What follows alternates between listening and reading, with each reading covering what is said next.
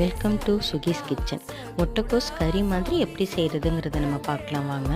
தேவையானது முட்டைக்கோஸ், அரைக்கிறதுக்கு தேங்காய், மஞ்சள் தூள், வரமிளகாய் தூள், சிறிது சோம்பு தூளாக கூட போட்டுக்கோங்க. கல்லுப்பு நான் அரைக்கிறதுலே கல்லுப்பு நான் சேர்த்துட்டேன். எல்லாத்தையும் நல்லா மைய அரைச்சிக்கணும். மைய அரைச்சிட்டு முட்டைக்கோஸை நல்லா நறுக்கி கழுவி எடுத்து ஒரு பாத்திரத்தில் வச்சுக்கோங்க. இதை மிக்ஸி கப்பில் போட்டு நல்லா சூப்பராக அரைச்சி வச்சுக்கோங்க.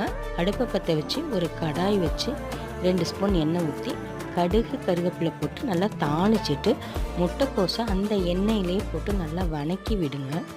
நல்லா வதக்கி விட்டுட்டு நம்ம மிக்சியில் அரைச்சி வச்சுருக்கோம் இல்லையா அந்த மசாலா, அதை எடுத்து இதில் நல்லா சேர்த்து சிறிதளவு தண்ணி ஊற்றி ஒரு 10 நிமிஷம் நல்லா அடுப்புலேயே சிம்லேயே வச்சு நல்லா கெட்டியானோன்னு கிரேவி மாதிரி ஆயிரும். எடுத்துருங்க. தேங்க்ஸ்.